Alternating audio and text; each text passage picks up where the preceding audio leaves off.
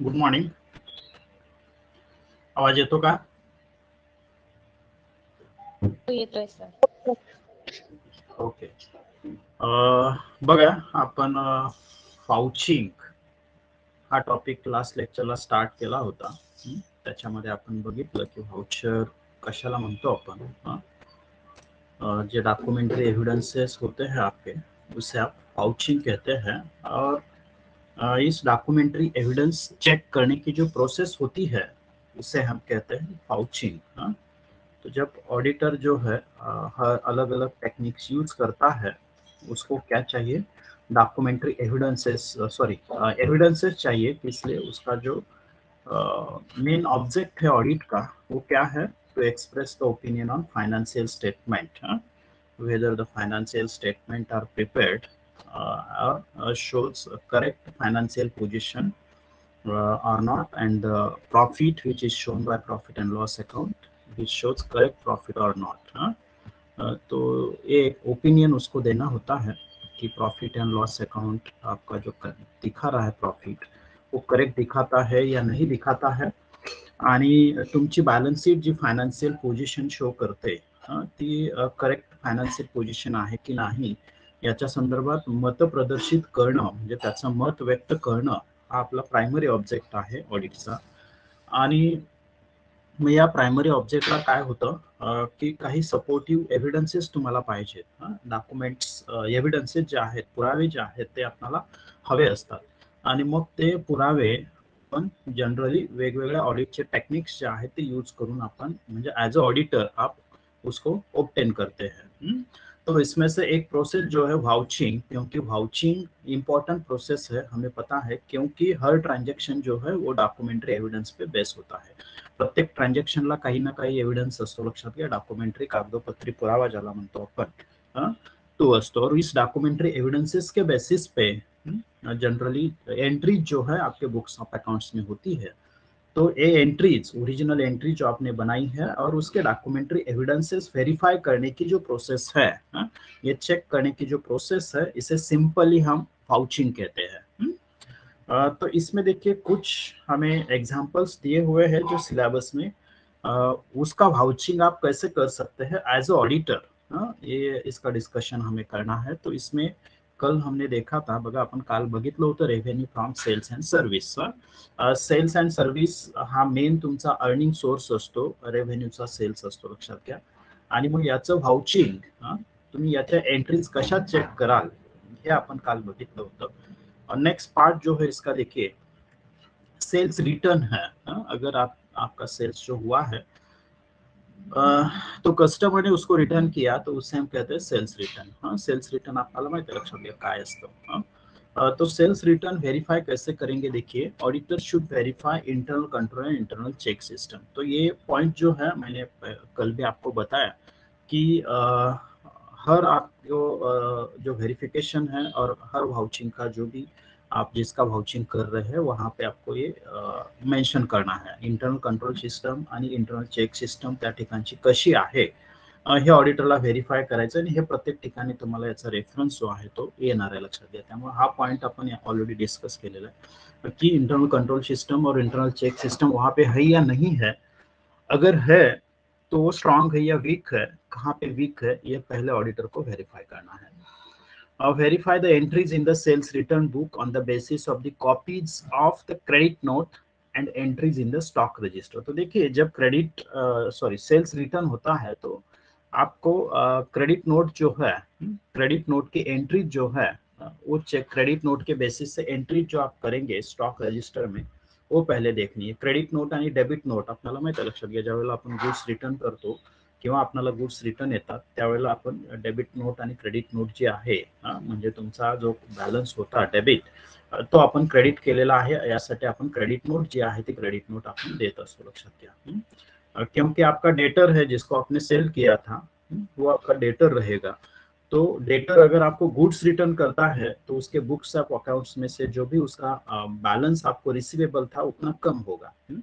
10,000 balance था, 1,000 के goods return किए, तो 1,000 आपको उसका बैलेंस जो है कम करना है. तो इसके लिए आपको क्रेडिट नोट जो है वो आपको क्या करनी है, उसको इशू करनी है। हाँ, तो क्रेडिट नोट यानी आपके अकाउंट का बैलेंस, अपने गुड्स इतने आपको इतने अमाऊंट के आपने गुड्स जो है रिटर्न किए थे आणि इतके अमाऊंटचे गुड्स रिटर्न केल्यामुळे तुमचा इतका बॅलन्स आम्ही कमी केलेला आहे तुमच्या अकाउंटचा, हे क्रेडिट नोट जाईल लक्षात घ्या. आणि त्याच्या बेसिसवरती एंट्री जी आहे ती बुक्स ऑफ अकाउंट्स मध्ये व्हायला पाहिजे, लक्षात घ्या. स्टॉक रजिस्टर में उसकी एंट्री क्रेडिट, क्योंकि स्टॉक रजिस्टर में एंट्री क्यों चाहिए, क्योंकि वो गुड्स फिर से आपके गोडाउन में जाएंगे. तो क्रेडिट नोट के बेसिस से स्टॉक रजिस्टर में फिर से एंट्री होगी सेल्स रिटर्न की. तो ऑडिटर को ये वेरीफाई करना है कि सेल्स रिटर्न बुक जो है उसमें क्रेडिट नोट के बेसिस पे एंट्री हुई है और स्टॉक रजिस्टर में सेम एंट्री हुई है या नहीं हुई है, क्योंकि गोडाउन में ये गुड्स आपके रिटर्न आए हुए हैं. He should see the casting and posting from sales return register to ledger. Sales return register मध्ये जी एंट्री आपण केलेली आहे त्याचं पोस्टिंग किंवा कास्टिंग जे आहे ते तुम्ही जे लेजरला करताय, क्योंकि सेल्स रिटर्न आपका लेजर, क्योंकि हमें पता है जर्नल से हम लेजर प्रिपेयर करते हैं. आणि मग ती जर्नल एंट्री जी तुम्ही पास केलेली आहे त्याचं पोस्टिंग लेजर अकाउंटला झालेलं आहे की नाही ते ऑडिटरला व्हेरीफाय करावं लागेल. ही should see the conditions of the goods return. Condition of the goods return, तुमच्या गुड्स रिटर्न बघा, आता सेल्स ज्या वेळेला आपण सेल करतो त्यावेळेला काही टर्म्स एंड कंडीशंस असतात, लक्षात घ्या. गुड्स रिटर्न आप कब कर सकते हैं, इसके भी कुछ टर्म्स एंड कंडीशंस आपकी कंपनी ने बनाए होते हैं. तो ऑडिटर को ये पहले आपको ऑडिटर एज अ ऑडिटर आपको देखना है कि गुड्स रिटर्न जब आप करते हैं तो उसकी पॉलिसीज क्या है, उसकी कंडीशंस क्या है, टर्म्स एंड कंडिशंस, किस केस में आप गुड्स रिटर्न ले सकते हैं, हे व्हेरीफाय करावं लागेल ऑडिटरला. नाहीतर तुम्ही सेल करताय आणि उठून प्रत्येक जण तुम्हाला जर रिटर्न देत असेल तर मग अवघड होईल, लक्षात घ्या. तर त्याच्यासाठी काय कंडिशन्स तुमच्या आहेत, टर्म्स अँड कंडिशन्स, त्या तुम्ही ऑडिटर म्हणून त्या व्हेरीफाय केल्या पाहिजेत. नेक्स्ट देखिए, तर सेल्स रिटर्नचं हे आहे. सेल्स ऑन अप्रूवल, नेक्स्ट जो कंसेप्ट है वो है सेल्स ऑन अप्रूवल का ट्रांजेक्शन कैसे आप वेरीफाई करेंगे. सेल्स ऑन अप्रूवल मैंने इसके पहले बहुत बार आपको बताया है कि गुड्स जो है जनरली क्या होता है, सेल करते हैं, सेल करने के बाद वो यूज करते हैं, सेल नहीं म्हणू शकत आपण, गुड्स कस्टमर पहले यूज करता है, यूज करने के बाद वो अगर परचेस करना चाहता है, उसको अगर अच्छा लगता है वो गुड्स तो वो रखेगा, नहीं तो आपको रिटर्न करेगा. तो उसमें कहते हैं sales on approval. In case of sell on approval, buyer of goods needs to require to send his acceptance within a specified period. तो स्पेसिफाईड पिरियड में, म्हणजे मी याच्यापूर्वी एक एक्झाम्पल तुम्हाला दिलं होतं. समजा तुम्हाला एखादी मशिनरी परचेस करायची असेल, ती machinery sale on approval basis वरती तुम्ही काय केलेली आहे, परचेस केलेली आहे. अगर आपने सेल ऑन अप्रूवल बेसिस पे वो मशीनरी परचेस की है तो सपोज जो भी सेलर है वो क्या करेगा, आपको बताएगा कि आप 4 दिन इसको यूज कर सकते हैं. 4 दिन में अगर आपको ये मशीनरी अच्छी लगती है तो आप उसको रख लो, रिटेन करो और हमें उसका अप्रूवल भेज दो कि same machinery, I am purchasing the same machinery and please send me sale bill, और आपके लिए वो परचेस बिल रहेगा, उसका सेल बिल रहेगा. तो परचेस बिल आपको भेज दो, मैं ये परचेस करने वाला हूँ, ऐसे आप 4 दिन में उसको डिसीजन जो है आपका देना है. 4 दिन के भीतर, ये 4 दिन का आपका टाइम लिमिट है जो कि आप दोनों ने डिसाइड किया हुआ है, जो भी सेलर है और आप परचेसर है, तो आप दोनों ने. तो 4 दिन में आपको सेलर को ये बताना है कि आप ये मशीनरी रख रहे हैं या उसको रिटर्न कर रहे हैं. रिटर्न कर रहे हैं तो 4 दिन के अंदर उसको रिटर्न करना है, क्योंकि आपको पता है कि इसके फ्यूचर्स जो आपको एक्सपेक्टेड थे उस टाइप से नहीं है, उस हिसाब से नहीं है, तो मैं ये गुड्स या जो भी मशीनरी है मैं आपको रिटर्न करूंगा. ये आपका डिसीजन उसको बताना है. आणि जर समजा अपन इस 4 दिन में अगर आपका डिसीजन आपने नहीं बताया तो ये सेल कंसीडर होता है. तो ये सेल कंसीडर होता है. तो स्पेसिफाइड पीरियड जो है आपका, उसमें आपको क्या करना है, आपकी डिसीजन अगर आप ले रहे हैं तो नहीं बताए तो भी चलेगा, अगर आप नहीं ले रहे हैं तो आपको उस जो भी स्पेसिफाइड पीरियड है उसके अंदर आपको आपकी डिसीजन बतानी होती है. तो देखिए, in case of sale on approval, buyer of goods needs to require to send his acceptance within a specified period में आपको आपका acceptance बताना है. If he fails to send acceptance in specified time period and not return the goods, it is treated as sales. बघा, मी जसं आता सांगितलं तुम्हाला की जर तुम्ही स्पेसिफाईड पिरियड टाइम जो काही 4 दिवसाचा तुम्हाला अलाव केलेला आहे त्यामध्ये तुम्ही काहीच नाही कळवलं त्याला, मी घेतोय असंही सांगितलं नाही, मी रिटर्न करतोय असंही नाही सांगितलं, तरी सुद्धा 4 दिवसानंतर हा सेल कन्सिडर होतो. लक्षात घ्या. काय होईल? सेल कन्सिडर होणार आहे. Check whether a separate register is maintained or not for sales on approval.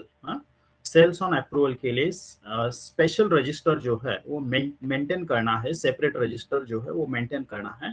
तो ऑडिटर को ये चेक करना है कि ऐसा कोई रजिस्टर उन्होंने मेंटेन किया है या नहीं किया है. See the entries are made in the books are after final approval of the customer और नॉट. तो देखिए फाइनल अप्रूवल आने के बाद ही बुक्स ऑफ अकाउंट्स में आपने एंट्री की है. देखिए सेल्स ऑन अप्रूवल का एक अलग रजिस्टर आपको मेंटेन करना है, और उस अलग रजिस्टर में जब उस कस्टमर का आपका अप्रूवल आता है तो उस अप्रूवल के बेसिस पे आपको बुक्स ऑफ अकाउंट्स में एंट्री करनी है, जर्नल एंट्री. लक्षात घ्या.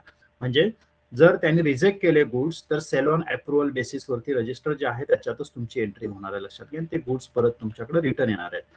उसने अप्रूव किया तो आपकी एंट्री क्या मेन बुक्स ऑफ अकाउंट्स जो आपके है उसमें आपकी एंट्री आएगी. तो ये ऑडिटर को ये देखना है कि जब कस्टमर फाइनल अप्रूवल देता है तभी एंट्रीज की है, या जब आप गुड्स उसको देते हैं यूज के लिए तो वहां पे एंट्री की है.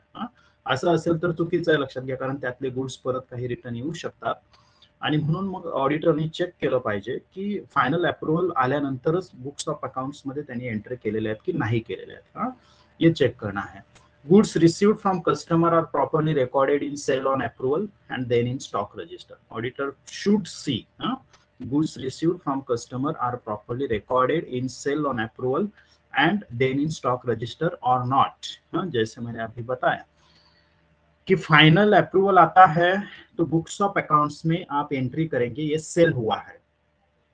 अगर वो अप्रूवल उसको आपको गुड्स को नहीं देता है, मतलब डिसअप्रूव करता है या गुड्स रिटर्न करता है, तो उसका रिकॉर्डिंग जो है आपको किस रजिस्टर में करना है? सेल ऑन रजिस्टर में करना है और स्टॉक रजिस्टर में करना है, क्योंकि वो गुड्स आपके रिटर्न आए हैं तो स्टोर्स में वो जाएंगे, तो फिर से आपका स्टोर्स में जो स्टॉक है वो बढ़ेगा.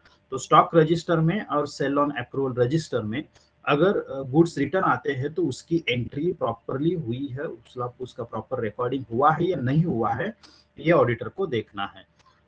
ऑडिटर को ये भी देखना है कि कितना टाइम पीरियड उसको अलाउ किया था और उसने अप्रूवल कब भेजा है या गुड्स कब रिटर्न किए हैं.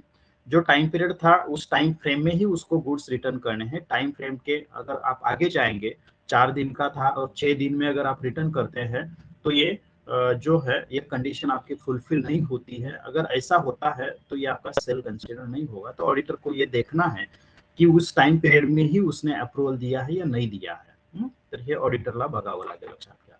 कन्साइनमेंट सेल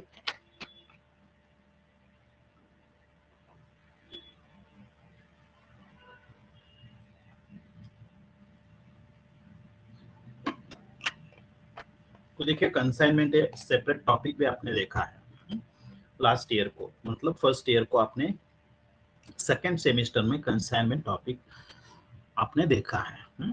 कंसाइनमेंट जनरली देखिए कंसाइनमेंट एक्चुअल में सेल नहीं होता है, क्योंकि कंसाइनमेंट में क्या होता है, कंसाइनर जो होता है जिसे हम प्रिंसिपल कहते हैं और कंसाइनी जो होता है उसे हम एजेंट कहते हैं. प्रिंसिपल एजेंट को कंसाइनर कंसाइनी को गुड्स भेजता है सेल करने के लिए. जब कंसाइनी सेल करता है तो ये सेल होता है. जब तक कंसाइनी आपके गुड्स सेल नहीं करता है तब तक आपका सेल कंसिडर नहीं होता है. हमने देखा है इसका अकाउंटिंग भी आपने देखा है. अकाउंटिंग सुद्धा आपण त्याचं बघितलेलं. लक्षात घ्या. कन्साइनमेंट अकाउंट आपण प्रिपेअर केला होता, कन्साइनीज अकाउंट आपण प्रिपेअर केला होता. जर समजा कन्साइनमेंट सेल असेल तर त्याचं व्हेरिफिकेशन वाउचिंग कसं कराल तुम्ही? तो पहले इंटरनल कंट्रोल और चेक सिस्टम आपको वेरीफाई करना है. कंसाइनमेंट जो है उसके लिए आपको सेपरेट रजिस्टर मेंटेन करना है. कंसाइनमेंट सेल जो है, कंसाइनमेंट में आप गुड्स जो भेजते हैं एजेंट को, फॉर एक्झाम्पल बघा आपण बघतो की मुंबईचा एखादा मॅन्युफॅक्चरर असेल त्याला श्रीवर्धन मध्ये येऊन सेल करणं पॉसिबल नाहीये. लक्षात घ्या. म्हणून तो काय करेल, श्रीवर्धन मध्ये एक एजंट अपॉइंट करेल आणि तो गुड्स श्रीवर्धन मधला जो एजंट आहे त्याला सेंड करेल, आणि श्रीवर्धनच्या लोकल कंडिशन्स, इथल्या लोकांचे प्रेफरन्सेस किंवा इथल्या लोकांना काय आवडतं या सगळ्या गोष्टी इथल्या लोकल माणसाला माहिती आहेत. लक्षात घ्या. तो मग इथं एजंट म्हणून काम करणार आहे. मग मुंबईवरून जो गुड्स सप्लाय करणार आहे तो तुमचा कन्सायनर असेल आणि इथं जो गुड्स विकणार आहे, सेल करणार आहे, वो क्या रहेगा आपका कंसाइनी रहेगा। तो ये क्या करेगा, कमीशन बेसिस पे काम करेगा। आप जितना गुड्स सेंड करेंगे उतना आपको कमीशन मिलेगा, ऐसे कंसायनर ने बताया। तो ये गुड्स जो है सेल करेगा। आता त्याच्यात परत प्रकार आहेत, आपण बघितलेले आहेत। नॉर्मल कमीशन है, डेल क्रेडिट कमीशन है, सरप्लस कमीशन है, उसके अलग अलग टाइप्स है जो आपने एफवाई में देखे हैं। तो देखिए, अगर आप क्रेडिट पे गुड्स सेल करते हैं तो आपको डेल क्रेडिट कमीशन मिलेगा, क्योंकि जो भी रिस्क रिवार्ड है वो कंसायनी के पास रहना चाहिए। कारण लोकल कंडिशन्स त्याला माहित नाही आहेत, मुंबईत आहे तो, आणि इथं काय आहे, इथं लोक उधारी जी है, क्रेडिट जो है वो कितने दिन में रिटर्न करते या रिटर्न नहीं करते हैं, तो टेंडेंसी क्या है इस यहाँ पे लोकल एरिया के पीपल की, ये सभी जो है उसको पता होता है। तो किसको वो क्रेडिट देगा नहीं देगा ये डिसीजन वो ले सकता है। इसीलिए आपने क्या किया, क्रेडिट पे आपको सेल करना है तो सेल भी करो, और रिकवरी भी आप करो। रिकवरी नहीं होती है तो उसका लॉस भी आप बियर करो। मैं क्या करूंगा, क्रेडिट सेल्स के लिए आपको एक्स्ट्रा कमीशन 2% दूंगा, ऐसे वो बताएगा। इसे हम कहते हैं डेल क्रेडिट कमीशन। तो ये कंसाइनमेंट जो है आपने देखा है। तो देखिए, इसके लिए अलग रजिस्टर या सेपरेट रजिस्टर उसने मेंटेन किया है या नहीं किया है, ये ऑडिटर को देखना है। कंसाइनर और कंसाइनी इन दोनों में रिलेशन होता है प्रिंसिपल और एजेंट का। तो इन दोनों में क्या एग्रीमेंट हुआ है, ये एग्रीमेंट आपको चेक करना है। उस एग्रीमेंट में रेट ऑफ कमिशन जो है वो मेंशन किया होता है, आपको कौन सा कमिशन आता है। जैसे मी सांगितलं की कमिशन जो है आपका नॉर्मल कमिशन या हो सकता है ऑर्डिनरी कमीशन जिसे हम कहते हैं, वो होगा। उसके साथ आपने अगर उसको सरप्लस कमिशन कुछ दिया है तो वो हो सकता है। डेल क्रेडिट कमिशन जर तुम्ही काही दिलं असेल तर ते किती % असेल, ह्या सगळ्या टर्म्स एंड कंडिशंस उस एग्रीमेंट में रहेंगे। कंसाइनमेंट, कंसाइनर और कंसाइनी के बीच में जो एग्रीमेंट होता है, तो ऑडिटर को क्या करना है, ये एग्रीमेंट भी चेक करना है। Check the proforma invoice, transport expenses, insurance etcetera. Proforma invoice देखिए, कंसाइनर कंसाइनी को भेजता है, उसे हम प्रोफार्मा इनवॉइस कहते हैं। बघा, ह्या कन्सेप्ट तुम्ही बघितलेले आहेत, फक्त आठवायचा प्रयत्न करा, तुम्हाला लक्षात येईल। प्रोफार्मा इनवॉइस कोण कोणाला पाठवतं, कंसाइनर कंसाइनी को भेजता है। गुड्स जब कंसाइनर भेजता है सेल के लिए, तो गुड्स के साथ जो इनवॉइस दिया जाता है वो आपका प्रोफार्मा इनवॉइस होता है। उस प्रोफार्मा इनवॉइस में एक्चुअली देखिए क्वांटिटीज कितने आपने एज अ कंसाइनर आपने कितने क्वांटिटीज भेजे हैं, गुड्स की क्वालिटी क्या है, उसकी प्राइस क्या है, कॉस्ट क्या है, उसका पैकिंग कैसे है, ये पूरा उसमें मेंशन किया हुआ होता है। ये है प्रोफार्मा इनवॉइस जो गुड्स के साथ भेजते हैं। तो ऑडिटर को ये देखना है कि प्रोफार्मा इनवॉइस उसका चेक करना है, क्योंकि जैसे मैंने बताया कि detail description regarding goods is mentioned in proforma invoice which is sent by the consignor to consignee at the time of delivery of goods। जब डिलीवरी ऑफ गुड्स आप करते हैं, गुड्स की डिलीवरी करते हैं, तब जो गुड्स के साथ जो इनवॉइस भेजते हैं उसे हम प्रोफार्मा इनवॉइस कहते हैं। तो उसके साथ आपको ट्रांसपोर्ट एक्सपेंसेस, ट्रांसपोर्ट बिल जो है उसके बेसिस से आपको व्हेरीफाय करणे हैं ॲज अ ऑडिटर।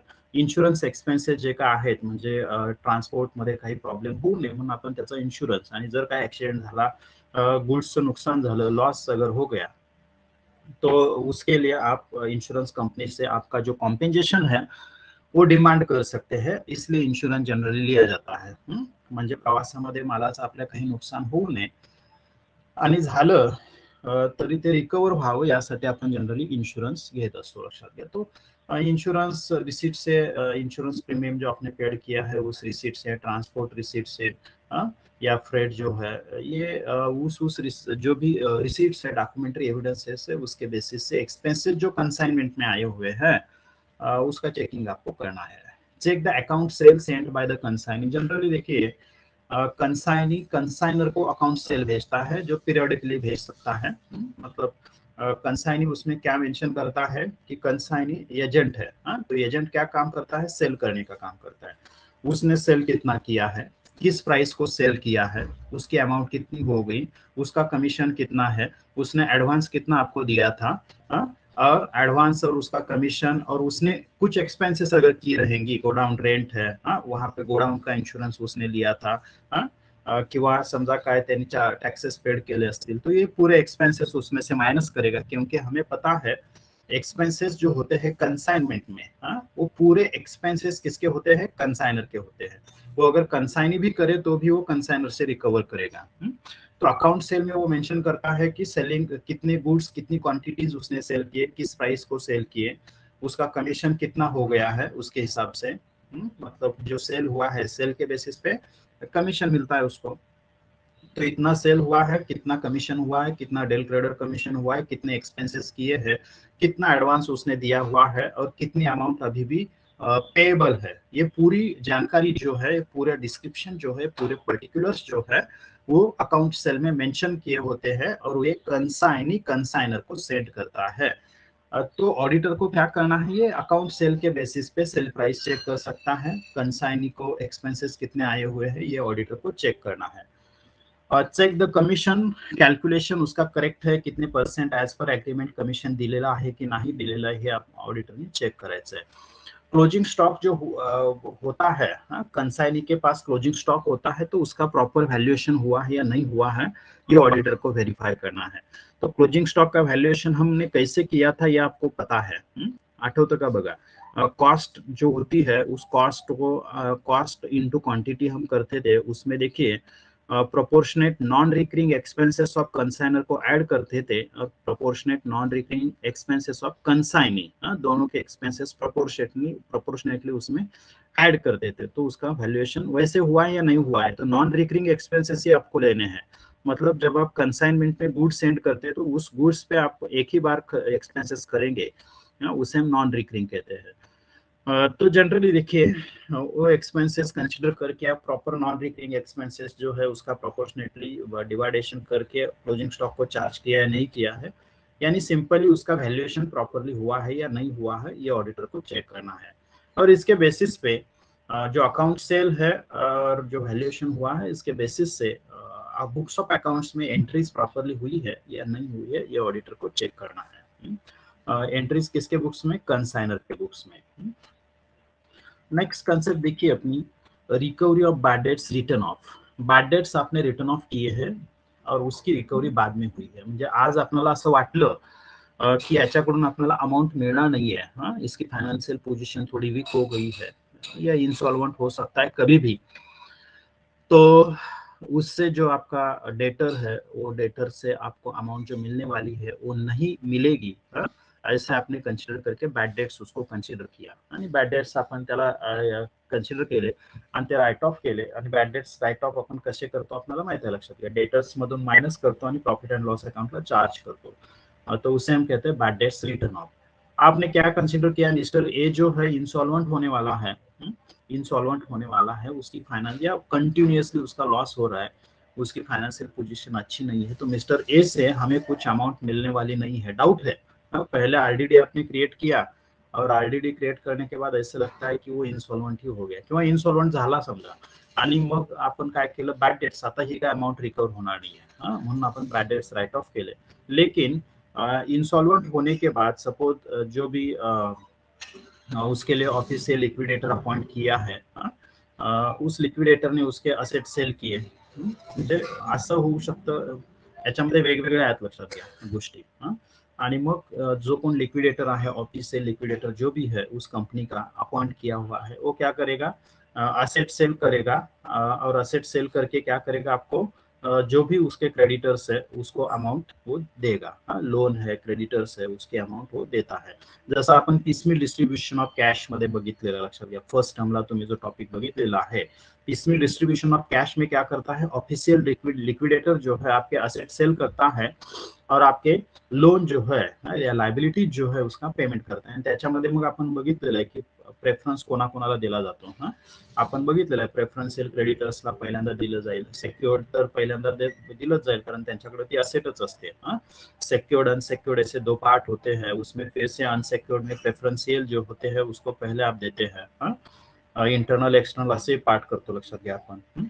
मग त्याच्यामध्ये जर तुम्हाला अमाउंट ती रिटर्न मिळाली, आपने तो बैड डेट कंसिडर किए थे, लेकिन वो लिक्विडेटर में आपको प्रेफरेंस जो है, आपका प्रेफरेंस आ गया, आपको कैश वहां तक आ गई, तो आपको अमाउंट उसकी मिलेगी। तो आपने बैड डेट्स राइट ऑफ किए थे लेकिन वो अमाउंट आपको मिल गई, जिसे हम कहेंगे recovery of bad debts return of. मग बघा याच्यासाठी ऑडिटरनी काय चेक करायचं है, check the proof of collection, collection का प्रूफ ऑडिटर को चेक करना है, क्योंकि लिक्विडेटर जो होता है ऑफिशियल लिक्विडेटर, वो आपको लेटर भेजेगा कि इस कंपनी का हमने लिक्विडेशन किया था, इसके एसेट सेल करने के बाद आपका जो शेयर है, आपका सपोज 10,000 अमाउंट ड्यू था इस कंपनी से, तो ये अमाउंट आपको मिलेगी। तो आपके बैंक अकाउंट में हमने ट्रांसफर की है, या सपोज यहाँ पे आके आपको प्रोसेस जो है वो प्रोसेस कंप्लीट करके अमाउंट ले जाणे, जे काय असेल त्यांचं म्हणणं, त्याचा काहीतरी प्रूफ असणार आहे लक्षात घ्या, तर तो प्रूफ ऑडिटरने चेक करायचा है। त्याच्या कार्बन कॉपीज अगर अमाउंट आपको रिसीव होती है तो उसको आपको रिसीट देनी है।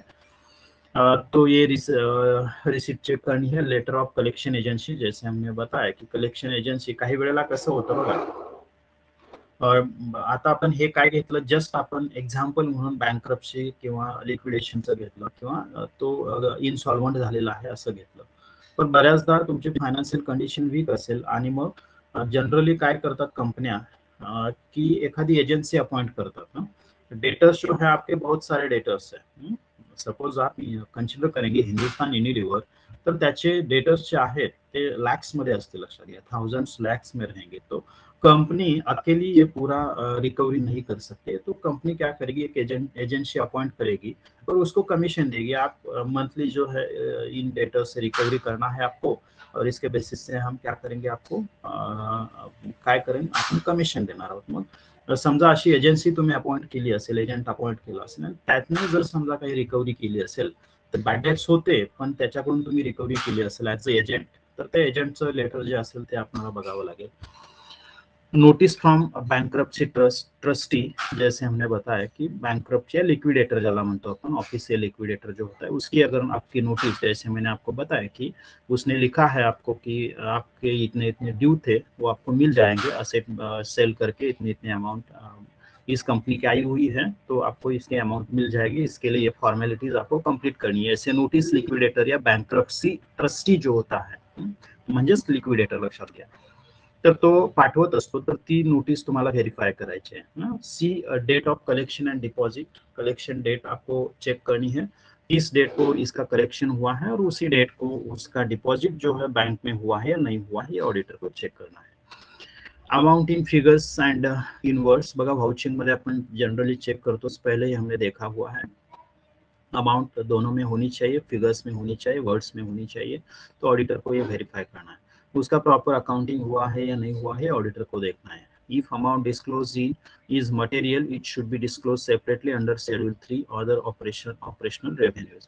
अगर ये अमाउंट मटेरियल है, इंपॉर्टेंट है, हमने देखा है मटेरियल आइटम्स किसे कहते हैं हम, जो रीडर्स के डिसीजन पे इम्पैक्ट करता है, वो आइटम आपका मटेरियल होता है। जो फाइनेंशियल स्टेटमेंट के यूजर होते हैं, उस यूजर्स के डिसीजन पे जो आइटम इम्पैक्ट करता है या अफेक्ट होता है, ऐसा कोई भी आइटम जो होता है उसे मटेरियल आइटम कंसिडर करते हैं।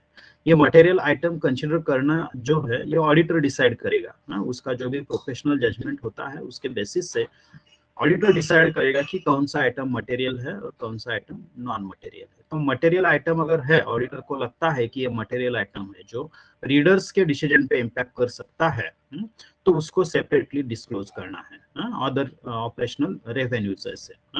असं ऑडिटरने हे चेक केलं पाहिजे आणि त्याचं प्रॉपर अकाउंटिंग झालेलं आहे की नाही हे बघितलं पाहिजे। नेक्स्ट देखिए रेंट रिसीव्ड है, रेंट रिसीव, तो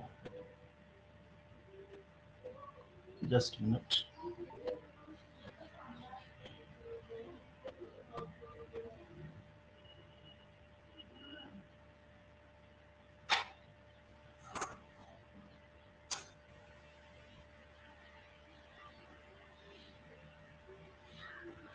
ठीक है।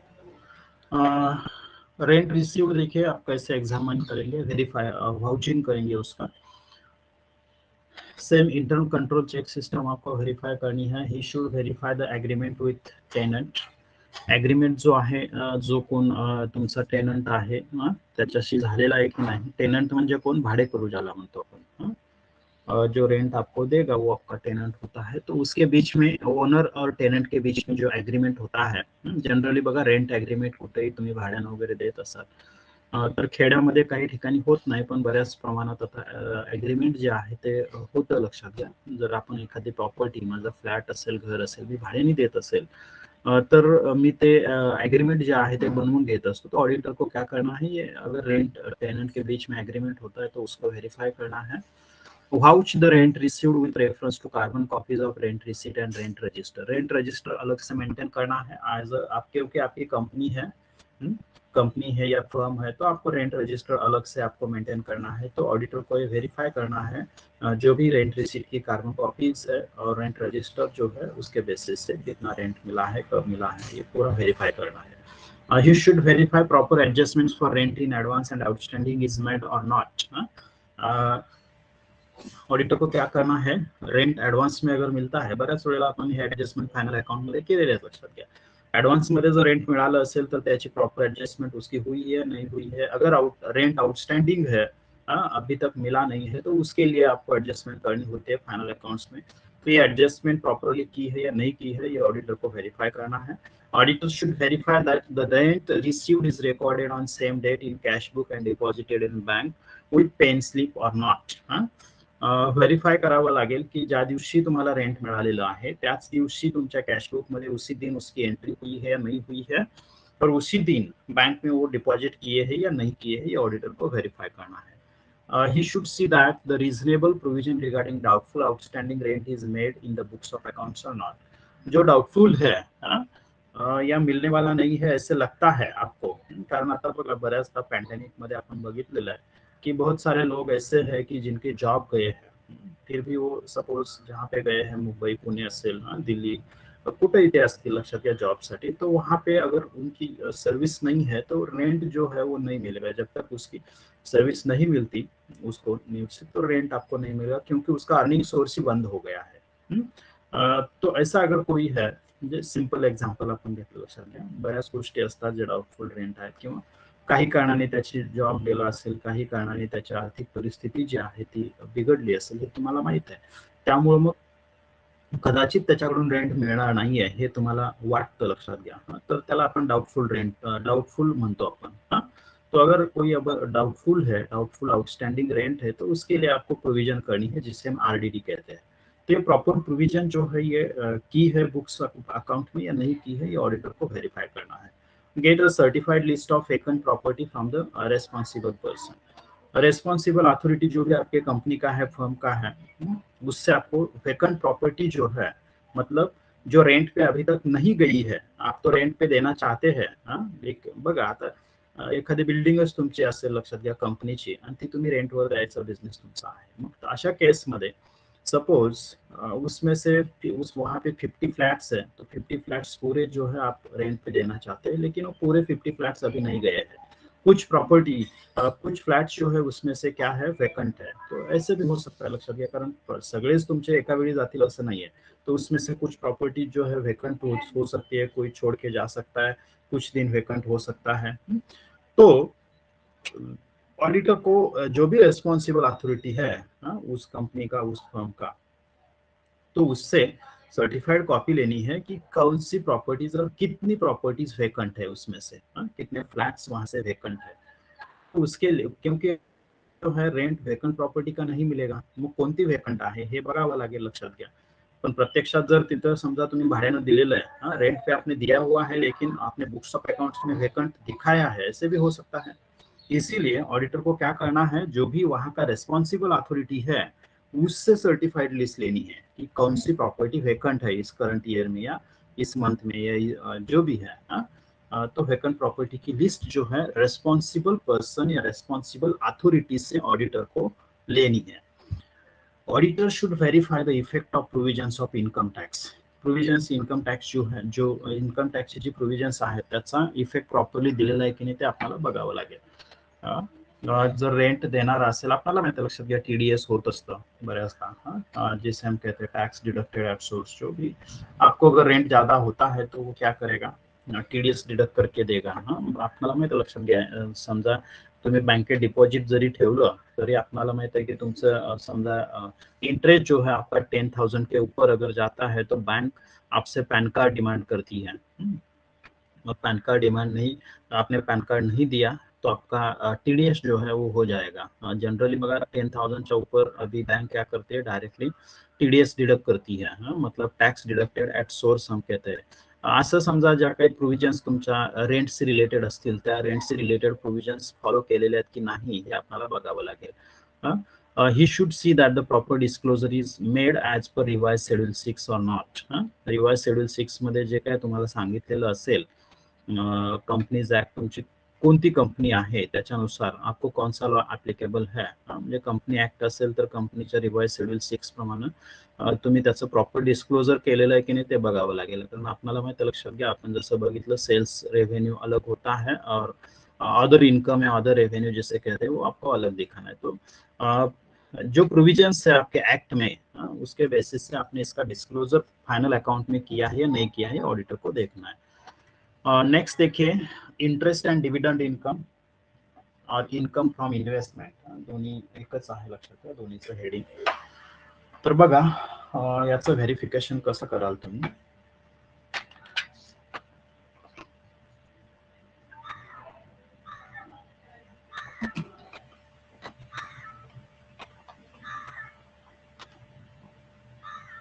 सेम है auditor should verify internal control check system ती व्हेरीफाय करायची आपल्याला. He should check due dates rates and calculation from investment register. यहाँ पे देखिए जनरली कंपनी इन्वेस्टमेंट जो करती है उसके लिए अलग सा इन्वेस्टमेंट रजिस्टर उसको रजिस्टर मेंटेन करना होता है जिसमें भी आपने इन्वेस्टमेंट की हो. सपोज गव्हर्नमेंट बॉन्ड में की है किंवा पीपीएफ मध्ये केली असेल किंवा समजा आपण एखाद्या कंपनीचे शेअर्स घेतले असतील एखाद्या कंपनीचे डिबेंचर्स आपण परचेस केले असतील तर त्याला आपण इन्वेस्टमेंट म्हणतो. तो आपको क्या करना है एज अ ऑडिटर आपकी जो इन्वेस्टमेंट है उस इन्वेस्टमेंट रजिस्टर में आपको चेक करना है कि सपोज आपने प्रेफरेंस शेयर्स लिए है या डिबेंचर्स अपन सिंपल एग्जांपल की 10% डिबेंचर्स है तो डिबेंचर्स की जो इंटरेस्ट पेड करने की डेट होती है वो फिक्स होती है. Suppose half yearly company paid करती है या एन्युअली पेड करती है क्वार्टरली पेड करती है डेट्स फिक्स असतात लक्षात घ्या ते इंटरेस्ट देण्याचा. तो ऑडिटर को ये चेक करना है कि इसकी ड्यू डेट क्या है और ये कब मैच्योर होने वाला है. सपोज डिबेंचर्स जो है हम देखेंगे कि रिडीमेबल डिबेंचर्स या प्रेफरेंस शेयर्स है वो रिडीमेबल होते हैं तो कब रिडीम होने वाले हैं ये तो पहले ही पता होता है कि कितनी वर्षानी ये रिडीम होणार है. तो इसकी ड्यू डेट्स क्या है रेट ऑफ इंटरेस्ट क्या है जैसे मैंने बताया कि डिबेंचर है तो उसके लिए हाफ ईयरली एनुअली इंटरेस्ट आपको पे करती है कंपनी जिस कंपनी से आपने डिबेंचर्स परचेस किए हैं और वो रेट ऑफ इंटरेस्ट भी फिक्स होता है. 10% डिबेंचर्स 15% डिबेंचर्स यानी क्या होता है वो रेट ऑफ इंटरेस्ट होता है 10% 15%. तो रेट चेक करना है और उस रेट के बेसिस से उसका कैलकुलेशन करेक्ट किया है या नहीं किया है ये ऑडिटर को चेक करना है. He should ensure that all the interest and dividend due has been received. जो भी ड्यू है डिक्लेयर किया हुआ है इंटरेस्ट या डिविडेंड वो रिसीव हुआ है या नहीं हुआ है ये ऑडिटर को कंफर्म करना है. He should cheque bank advice and bank passbook. Bank advice जो होता है वो चेक करना है आणि बैंक पासबुक एडवाइस के बेसिस पे उसकी एंट्रीज जो है वो एंट्रीज आपको चेक करनी है. आता बघा जनरली अगर कंपनी कोई भी जनरली अभी जो प्रैक्टिस है कोई भी कंपनी अगर आपको डिविडेंड देती है तो डायरेक्टली बैंक पास आपके बैंक अकाउंट में जमा होता है. तो बैंक एंट्री जो है बैंक पासबुक की वो ऑडिटर को वेरीफाई करनी है कि जो भी डिविडेंड आपको ड्यू था वो मिला है या नहीं मिला है.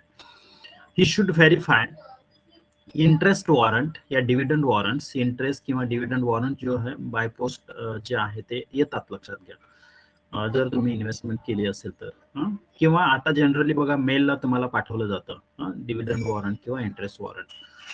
तर मग ते जे डिविडंड वॉरंट म्हणजे तुमचे शेअर्स इतके आहेत आमच्या कंपनीमध्ये आणि त्याच्यावरती आम्ही समजा 10% हमने इंटेरियम डिविडेंड जो है देने का डिसाइड किया हुआ या फाइनल डिविडेंड 10 रुपीज या 10% या जो भी है 10 पर शेयर हमने डिसाइड किया. ये डिविडेंड का वॉरंट जो है आपको मेल पे मिलेगा या बाय पोस्ट जो है काही वेळेला बाय पोस्ट समजा जो अगोदर बाय पोस्ट यायचे आता बऱ्याचदा मेलवरती आलेले असतात ज्या काही इन्फॉर्मेशन तुमच्या आहेत रजिस्टर्ड मेल आपका जो भी रहेगा उस पे.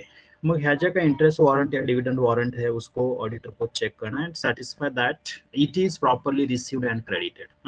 ये प्रॉपरली रिसीव हुआ है और आपके बैंक अकाउंट में ये क्रेडिट हुआ है नहीं हुआ है ऑडिटर को वेरीफाई करना है. इन केस ऑफ इन्वेस्टमेंट सोल्ड और परचेस सेल किया है या परचेस किया है आपने इन्वेस्टमेंट तो proper allocation between capital and revenue as well as profit on sale correctly calculated or not. तो देखिए जो भी आपका इन्वेस्टमेंट सेल हुआ है तो उसका प्रॉफिट आपको कैलकुलेट करना पड़ेगा, कितना प्रॉफिट हुआ है आपने सेल किया है उस पे, तो इसका कैलकुलेशन आपको करना पड़ता है आणि हे कैलकुलेशन आपण नेक्स्ट ईयरला तुम्हाला इन्वेस्टमेंट जो टॉपिक है ये आपका अलग से टॉपिक है। तो जनरली देखिए weighted average cost method follow करते हैं तो उस मेथड से आप प्रॉफिट हुआ है लॉस हुआ है, मतलब आपकी कॉस्ट कितनी थी, सेलिंग प्राइस कितनी मिली है आपको, ये आपको देखना है। प्रॉपर एलोकेशन कैपिटल और रेवेन्यू में होना चाहिए। फॉर एग्जांपल सपोज डिविडेंड है, शेयर्स पे जो प्री एक्विजिशन डिविडेंड होता है वो हम कैपिटल कंसीडर करते हैं और आफ्टर एक्विजिशन जो डिविडंड होता है वो आपका रेव्हेन्यू होता है। प्री एक्विजिशन म्हणजे काय, तुमच्याकडं शेअर्स जे आहेत, कारण शेअर्स तुम्ही एकदाच परचेस करताय असं नाही, त्याचे डेली तुम्ही सेल करू शकताय, परचेस करू शकताय। समजा आपण शेअर्स घेतलेले आहेत आणि लास्ट इयरचा म्हणजे आता आपण यावर्षी मे मध्ये घेतलेले आहेत आणि लास्ट इयरचा डिव्हिडंड तुम्हाला रिसीव्ह होतोय, त्यावेळेला शेअर तुमच्याकडे नव्हते लक्षात घ्या, तर मग तो जो डिव्हिडंड रिसीव्ह होणार आहे तो कॅपिटल असणार आहे लक्षात घ्या। क्योंकि डिविडेंड जो मिलता है जिसके पास शेयर है, जब डिविडेंड डिक्लेयर होता है तब जिसके पास शेयर्स है उसको ही डिविडेंड मिलता है। तो उसके पहले किसके पास थे, उसका जिस ईयर का आप डिविडेंड डिक्लेयर कर रहे हैं उस ईयर में किसके पास थे उसको डिविडेंड नहीं मिलता है। फॉर एग्जांपल जैसे मैंने अभी बताया कि मैंने सपोज मे टू या मे नहीं अपन कंसिडर करूँ, सपोज ठीक है मे 2021 में सपोज मैंने हिंदुस्तान यूनिलीवर के शेयर्स परचेस किए हैं और हिंदुस्तान यूनिलीवर ने जुलाई में डिविडेंड डिक्लेयर किया है लास्ट फाइनेंशियल ईयर का, मतलब 2020-21 के लिए मार्च 21 तक का डिविडेंड जो है वो डिक्लेयर किया है। तो मार्च 21 को शेयर्स तो मेरे पास नहीं थे, तो ऐसा नहीं है कि जिसके पास से मैंने शेयर्स परचेस किए हैं तो मार्च 21 को मिस्टर एक्स के पास थे तो एक्स को ये डिविडेंड जाएगा, ऐसा नहीं होता है। मेरे पास आज है, आज कंपनी ने डिक्लेयर किया है, तो जो लास्ट ईयर का डिविडेंड अगर मेरे पास शेयर्स नहीं थे फिर भी वो डिविडेंड मेरे अकाउंट में आएगा। तो देखिए ये जो डिविडेंड है मेरे हिसाब से कॅपिटल होना चाहिए, म्हणजे माझ्या दृष्टीनं मी जर बघितलं, कारण त्यावेळेला माझ्याकडे शेअर्स नव्हते म्हणून तो कॅपिटल होणार आहे। आणि करंट इयरचा काही डिविडेंड जर डिक्लेअर केला असेल म्हणजे मी शेअर्स अक्वायर केल्यानंतर तर तो आपण रेव्हेन्यू कन्सिडर करत असतो लक्षात घ्या। एक्झाम्पल म्हणून आपण बघितलं तर असं त्याचं प्रॉपर कॅपिटल आणि रेव्हेन्यू जे आहे त्याचं बायफिकेशन झालेलं आहे की नाही ते आपल्याला बघावं लागेल लक्षात घ्या। या सपोज जो भी प्रॉफिट है, प्रॉफिट ऑन सेल है या लॉस ऑन सेल है, तो ये भी आप जनरली कैपिटल कॉस्ट कॉलम में लेते हैं, ये कैपिटल कंसिडर करते हैं। तो त्याचं प्रॉपरली एलोकेशन झालेलं आहे की नाही, कैलकुलेशन उसका प्रॉपर हुआ है या नहीं हुआ है, ऑडिटर को देखना है। Auditors should see that TDS is deducted and TDS certificates are received or not। Generally देखिए जब आपका डिविडेंड होता है या इंटरेस्ट होता है जो कंपनी देती है, जसं मी मगाशी रेंटला सांगितलं, जो आपको इनकम देता है, सपोज मैं सैलरी होल्डर हूँ, मुझे सैलरी देती है कॉलेज या गवर्नमेंट देता है, तो यहाँ पे कॉलेज प्रिंसिपल की अथॉरिटी है कि जो मुझे सैलरी मिल रही है उसमें से जो भी मेरा टैक्स होता है वो पहले डिडक्ट कर लेगा और बाद में मुझे सैलरी मिलेगी। कारण टैक्स डिडक्टेड एट सोर्स म्हटलेलं आहे आपण, टीडीएस का मतलब है टैक्स डिडक्टेड एट सोर्स, जहां आपका सोर्स है, अर्निंग सोर्स है, वहां पे ही टैक्स डिडक्ट करना है। वो सैलरी आपको मिलेगी और आप इनकम टैक्स को टैक्स डिपॉजिट करेंगे, ऐसा नहीं होता है। तो मेरा जो भी टैक्स है पूरे मंथ का सपोज 10,000 रुपीज टैक्स में डिडक्ट करता हूँ, तो 10,000 डिडक्ट करने का जो परमिशन अथॉरिटी है वो अथॉरिटी प्रिंसिपल के पास है। तो पहले मेरे जो सैलरी रहेगी, सपोज 1 लाख मेरी सैलरी है, तो उसमें से 10,000 रुपीज जो टीडीएस डिडक्ट होने वाला है वो पहले डिडक्ट करेगा और मग 90,000 जो सैलरी है वो मेरे अकाउंट में डिपॉजिट की जाएगी। तो पहले टैक्स डिडक्ट होता है टीडीएस। तो सेम इसी तरह अगर आपको इंटरेस्ट मिलता है तो जो कंपनी मेरी एज अ मैं इन्वेस्टर हूँ और मैंने जैसे एग्जांपल दिया कि हिंदुस्तान यूनिलीवर का मैंने डिबेंचर्स परचेस किया है, तो उस पर मुझे सपोज 1 लाख का इंटरेस्ट मिलता है, तो हिंदुस्तान यूनिलीवर क्या करेगा, जो इंटरेस्ट आपको 1 लाख देने वाली है कंपनी, उसमें से टैक्स 10% डिडक्ट करेगा, सपोज 10,000 रुपीज टैक्स डिडक्ट करेगी और वो कंपनी डायरेक्टली आपके अकाउंट में इनकम टैक्स डिपार्टमेंट को आपके पैन नंबर पे वो डिपॉजिट करेगी। तो उसके लिए आपको क्या मिलता है, फॉर्म 16 जो है वो जनरेट होता है और वो आपको मिलता है। तो फॉर्म 16 में आपको पता चलता है कि कितना टैक्स आपका डिडक्ट हुआ है या नहीं हुआ। आता बघा ही थोडी प्रॅक्टिकल प्रोसेस आहे, तुम्हाला लक्षात येईल नाही येईल मला माहित नाही, लक्षात घ्या. पण प्रोसेस अशी असते. टीडीएस हा थोडासा वेगळा विषय आहे. इन्कम टॅक्स रेफरन्स आला, तुमच्याकडे जर कोण सर्व्हिस होल्डर असेल ज्याचं समजा इन्कम टॅक्स वगैरे कट होतो, तर तुम्हाला ती प्रोसेस जी आहे ती लगेच समजून येईल, लक्षात घ्या.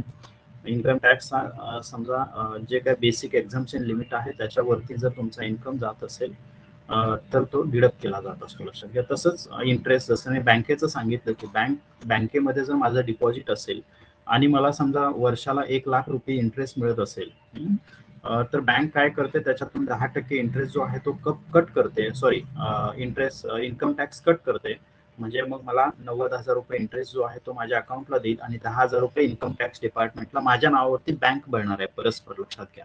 आणि मग बँक काय करेल, मला वर्षाच्या शेवटी एक फॉर्म देईल, फॉर्म 16 म्हणून असतो, लक्षात घ्या. तर तो फॉर्म 16 बँक मला देणार आहे आणि त्याच्यामध्ये मेन्शन केलेलं असेल की तुमचं उत्पन्न 1,00,000 रुपये झालं होतं आणि त्याच्यातून बँकेने टॅक्स 10,000 रुपये डिडक्ट केलेला आहे आणि तो तुमच्या खात्यात भरलेला आहे. हे रेकॉर्ड सर्टिफिकेट मला देणार आहे, लक्षात घ्या. पण प्रत्यक्षात टॅक्स कोणी घेतला, बँकेने घेतला, म्हणजे त्याला म्हणतो आपण टीडीएस. तो ये ऑडिटर को वेरीफाई करना है कि टीडीएस जो है वो इनकम टैक्स एक्ट जो है वो एप्लीकेबल है उसको, उसमें टीडीएस एप्लीकेबल है, तो ये टीडीएस हुआ है या नहीं हुआ है, और टीडीएस हुआ है तो उसका सर्टिफिकेट आपके क्लाइंट को मिला है या नहीं हुआ मिला है, ये ऑडिटर को देखना है. Interest received on loan should be vouched with loan agreement. Interest आपने लोन दिया है, सपोज लोन सुद्धा तुम्ही देऊ शकता या बँक का अर्निंग सोर्स आहे इंटरेस्ट. तो मग इंटरेस्ट जे आहे, इंटरेस्ट रिसीव्ड जे आहे ते कशावरती, लोन ॲग्रीमेंट वरती तुम्ही बघणार आहात की याला किती इंटरेस्ट ॲप्लिकेबल आहे, तर त्याच्यावरून ते व्हेरीफाय करायचं आहे. He should see that interest and dividend are properly record in financial statement. Financial statement में इंटरेस्ट और डिविडेंड जो है उसका प्रॉपर रिकॉर्डिंग हुआ है या नहीं हुआ है, ऑडिटर को व्हेरीफाय करना है. नेक्स्ट देखिए, रॉयल्टी रिसीव्ड है आणि मग आपण काय करू, नेक्स्ट लेक्चरला हे संपवून टाकू.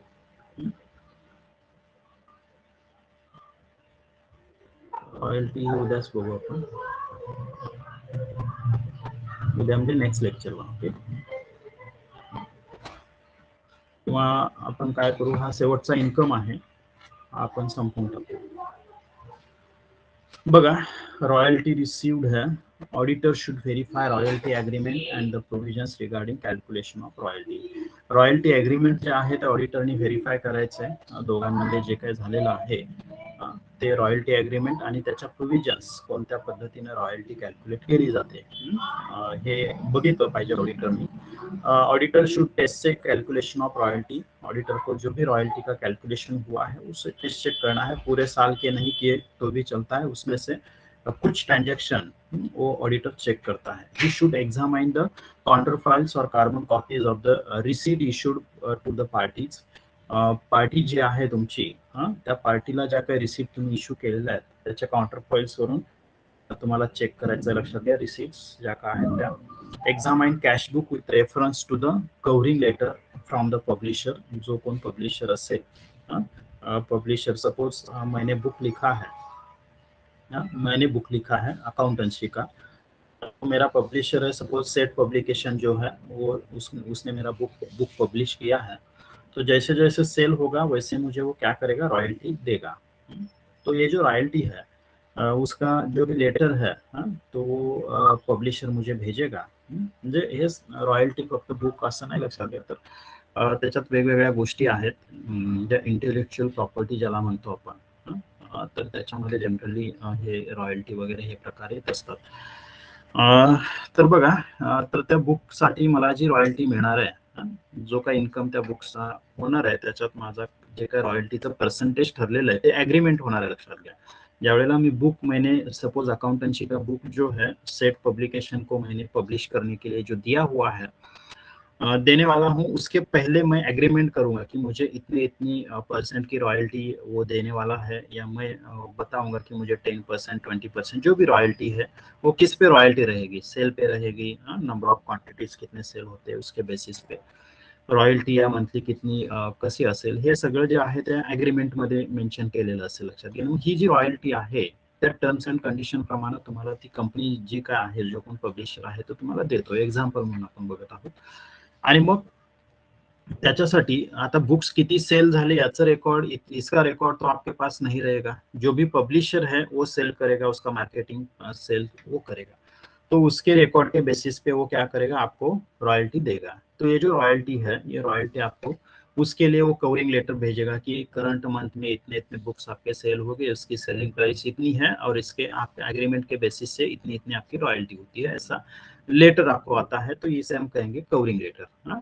तो कैश बुक जो है आपका, उस कैश बुक में कवरिंग लेटर के बेसिस से उसका अकाउंटिंग हुआ है या नहीं हुआ है, ऑडिटर को देखना है। जो भी रॉयल्टी रिसीव हुई है उसका auditor should verify bank statement, कारण बँकेमध्ये समजा सेट पब्लिकेशन मुंबईमध्ये आहे, मी प्रत्येक वेळी ती कॅश आणायला जाणार नाहीये, तर ते काय करतील आता, आपल्याला माहिती आहे, लक्षात घ्या, देशामध्ये आपले डिजिटायझेशन जे म्हणतो आपण, आपणही 100 रुपीचं पेट्रोल फिलअप केलं तुमच्या व्हेकलमध्ये, तर त्याला आपण गुगल पे करतो, लक्षात घ्या। म्हणजे जनरली कॅश, आणि मग मोठी कॅश आहे त्याला तर अगोदरच इनकम टैक्स एक्ट में 20,000 ऊपर 20,000 के ऊपर ट्रांजेक्शन अगर आप करेंगे तो उसको आपको पेनल्टी लगती थी कैश में। तर बघा, जनरली ये जो रॉयल्टी है ये बैंक में डिपॉजिट होगी तो ऑडिटर क्या करेगा, वेरीफाई करेगा जो आपके पास डॉक्यूमेंट्री एविडेंसेस है, जैसे कि कवरिंग लेटर है, या रॉयल्टी एग्रीमेंट है, या उसकी प्रोविजंस जो है, उसके बेसिस से बैंक में जो रॉयल्टी मिली है इसका कैलकुलेशन वेरिफिकेशन जो है ये ऑडिटर करेगा। Auditor should verify that tax has been deducted और नॉट। जैसे इसके पहले हमने देखा कि टीडीएस जो है वो टीडीएस होता है, जो इनकम आपको प्रोवाइड देता है, जो इनकम आपको देता है वो टैक्स डिडक्ट करता है। तो यहाँ पे सेट पब्लिकेशन ने मेरा जो इनकम है, मेरी जो रॉयल्टी है, उसमें से टैक्स डिडक्ट करना चाहिए। तो उन्होंने टैक्स डिडक्ट किया है या नहीं किया है, ये ऑडिटर को वेरीफाई करना है, और उसके लिए टीडीएस सर्टिफिकेट जो है वो मुझे इश्यू हुआ है या नहीं हुआ है, ये ऑडिटर को देखना है सिंपली। तर हे काही एक्सपेंसेस जो होते हैं, सॉरी इनकम जो है, इनकम के हमने वाउचिंग कैसे होगा ये देखा है। इसके बाद हम देखेंगे जो एक्सपेंसेस है, तो एक्सपेंसेस के वाउचिंग आप कैसे करेंगे, तर हे आपल्याला बघायचं, लक्षात घ्या। आणि नेक्स्ट लेक्चरला आपला हा टॉपिक आपण संपवणार आहोत। याच्यामध्ये काही कोणाला काही अडचण आहे का?